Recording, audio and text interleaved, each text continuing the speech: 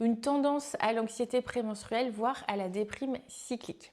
Et il y a des études cliniques qui ont montré que le gâtillier pouvait réduire significativement les symptômes du SPM, parfois dès le deuxième cycle de prise.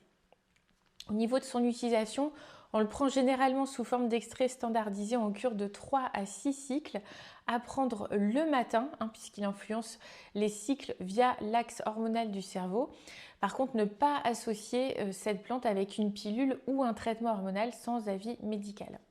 Ensuite, on a l'alchémie, donc qui est la plante, on va dire, du cycle, souvent appelée la plante de la femme d'ailleurs. L'alchémie est traditionnellement utilisée pour réguler les cycles irréguliers ou trop abondants, soutenir aussi l'équilibre hormonal en phase lutéale, donc la deuxième partie du cycle, soulager les douleurs pelviennes et rétablir une meilleure qualité, on va dire, des saignements.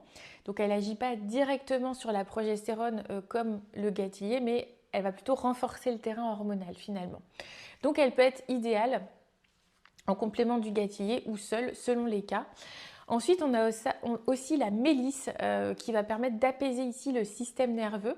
C'est une plante qui est calmante, qui est digestive, qui est aussi légèrement sédative. Donc, elle ne va pas stimuler la progestérone en tant que telle, mais elle va mimer ses effets calmants, notamment permettre de réduire l'irritabilité, les angoisses, les troubles du sommeil prémenstruel. Elle peut soulager aussi les spasmes digestifs qui sont souvent aggravés en cas de SPM, puis elle apaise les tensions nerveuses en journée.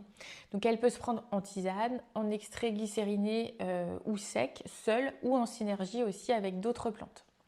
Et puis on va avoir une plante sédative pour renforcer le sommeil, c'est le pavot de Californie, un grand calmant végétal on va dire.